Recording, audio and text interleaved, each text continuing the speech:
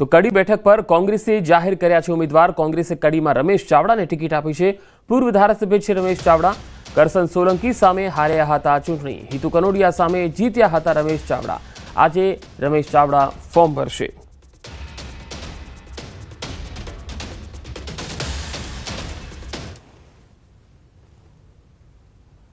કોંગ્રેસને મારા પર વિશ્વાસ મૂકીને મારી પ્રમાણિકતા, મારા લોકોની જે સેવા કરવાની ભાવના, એનો મને બરાબર એનો લાભ આપ્યો છે। મારા ઉપર ખૂબ ભરોસો છે પાર્ટીને કે હું કદી ક્યાંય વેચાઈશ નહીં, એટલે મને એમને ટિકિટ આપી છે।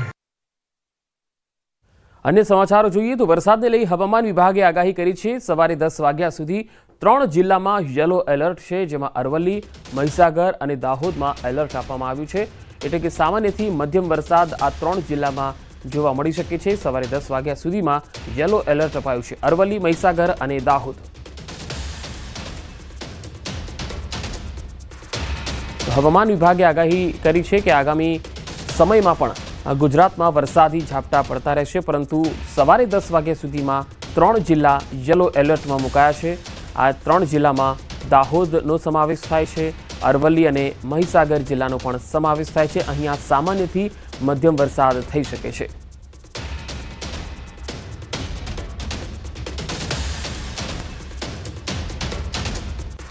અરવલ્લીના મોડાસા અને ભિલોડા તાલુકામાં વરસાદ। આનંદપુરા, માથાસુલિયા, અદાપુર, સબલપુર સહિતના વિસ્તારોમાં વરસાદના અહેવાલ છે। ભિલોડાના ગ્રામીણ પંથકમાં પણ વરસાદી માહોલ જામ્યો છે। પવન સાથે વરસાદ વરસતા વાતાવરણમાં ઠંડક ફેલાઈ ગઈ છે। તો અરવલ્લી જિલ્લાના અનેક ગ્રામ્ય વિસ્તારોમાં વરસાદ। માથાસુલિયા, અદાપુર સહિતના ગ્રામીણ વિસ્તારો અને ભિલોડા, મોડાસા તાલુકાના પણ અનેક વિસ્તારોમાં પવન સાથે વરસાદ તૂટી પડ્યો હતો, જેના પગલે ગરમીથી લોકોને રાહત મળી હતી। હવે વાત સાબરકાંઠાની કરીએ તો સાબરકાંઠા જિલ્લામાં પણ વાતાવરણમાં પલટો આવ્યો। હળવા પવન બાદ વરસાદી માહોલ છવાઈ ગયો। હિંમતનગર સહિત ગ્રામ્ય વિસ્તારમાં વરસાદ શરૂ થયો હતો, જેમાં હરિયોલ, ગઢોડા, આકોદરા, નાનાનપુર આ સહિતના જે ગામડાઓ છે ત્યાં વરસાદી માહોલ જામ્યો હતો। અસહ્ય ઉકળાટ બાદ વરસાદ પડતા વાતાવરણમાં ઠંડક ફેલાઈ ગઈ હતી અને સ્થાનિક લોકોને ગરમીથી રાહત મળી ગઈ હતી।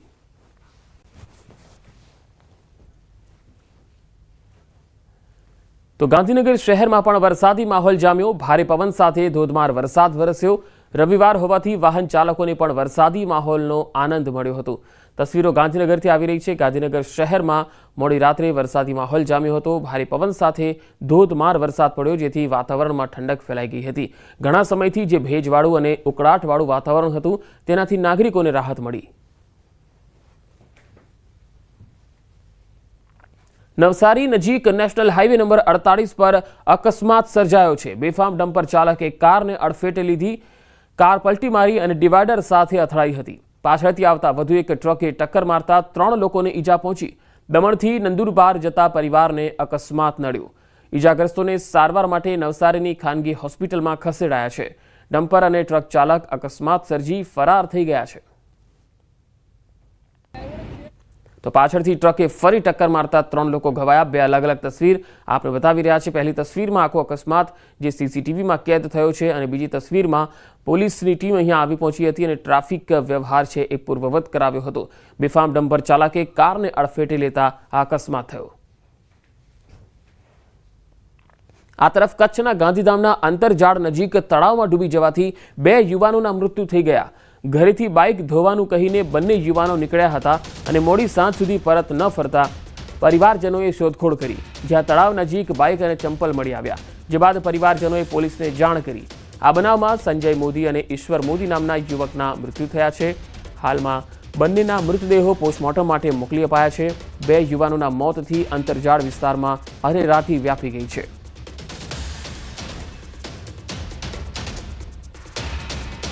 રાજકોટમાં મોમિનોઝ રેસ્ટોરન્ટમાં બબાલ થઈ ગઈ। અહીંયા 3 શખ્સોએ મફતમાં ભોજન ન આપતા બબાલ કરી પોતાના જ માથાના વાળ ભોજનમાં નાખ્યા।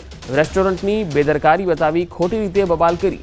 સાધુ વાસવાણી રોડ પરની આ ઘટના છે, જે ચોંકાવનારી પણ છે। આ ઘટના સીસીટીવીમાં કેદ થઈ છે। રેસ્ટોરન્ટ સંચાલકે સીસીટીવી ચેક કરતા આ શખ્સોની કરતૂત સામે આવી। તસવીરોમાં જોઈ શકાય છે કે જે વ્યક્તિઓ છે તેઓ પોતાના માથાના વાળ જે છે એ આ ભોજનમાં નાખી રહ્યા છે, જેથી તેઓ બદનામ કરી શકે રેસ્ટોરન્ટના સંચાલકને. આ પ્રકારના ચોંકાવનારા અહેવાલ રાજકોટથી છે. સાધુ વાસવાણી રોડ પર આવેલ મોમિનોઝ રેસ્ટોરન્ટમાં બબાલ કરી મફત ભોજન ખાવું હતું આ શખ્સોને અને મફત ભોજન ન આપતા બબાલ કરી.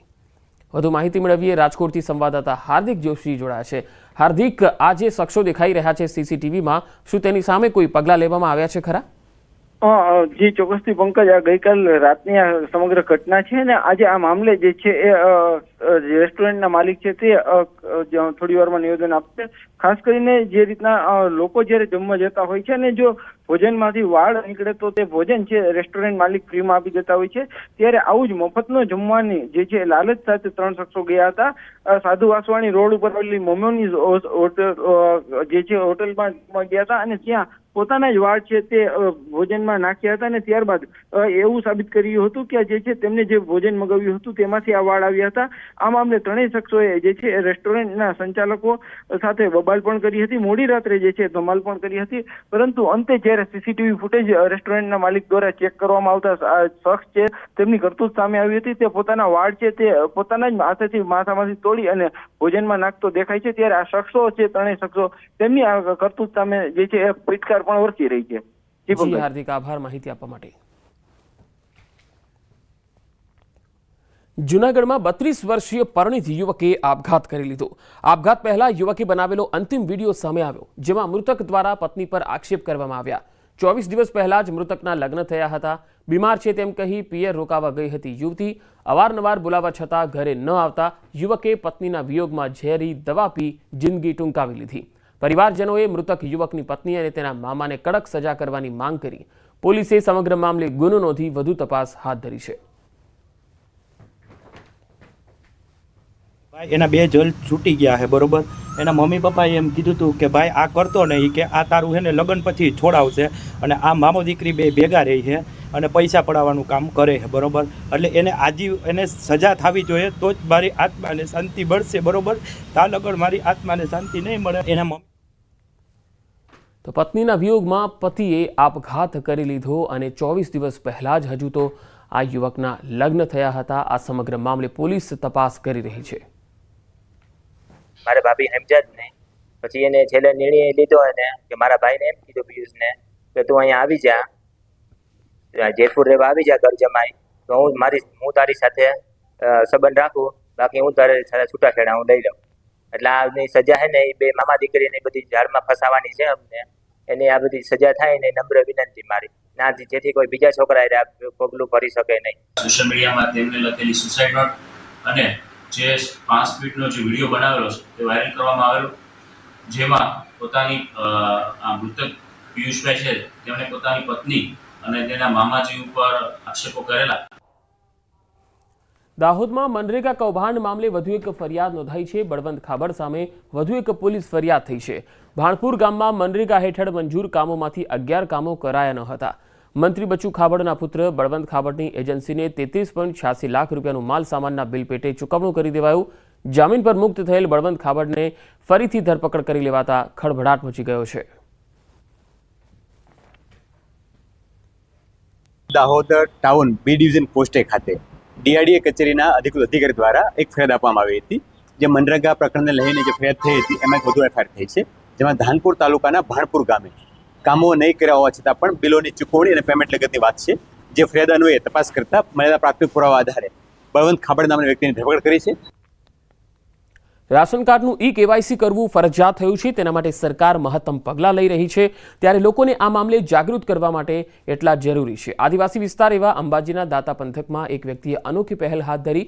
ગરીબ અને નિરાધાર લોકોને 1000 કિલો ઘઉં વિતરણ કરી રેશન કાર્ડમાં ઈ-કેવાયસી તાકીદે કરાવી લેવા અપીલ કરી. અંબાજી ગ્રામ પંચાયતના વહીવટદાર એન.જે. ચૌધરીને તેમના ખેતરમાં ઘઉંનો સારો પાક થતાં અનોખી પહેલ સૂચી અને લોકોમાં ઈ-કેવાયસી માટેની જાગૃતિ લાવવાનો પ્રયાસ હાથ ધર્યો. ગરીબ અને વિધવા મહિલાઓને 10 તો કોઈને 20 કિલો નિઃશુલ્ક ઘઉંનું વિતરણ કરવામાં આવ્યું, જેનો મોટી સંખ્યામાં લાભાર્થીઓએ લાભ લીધો.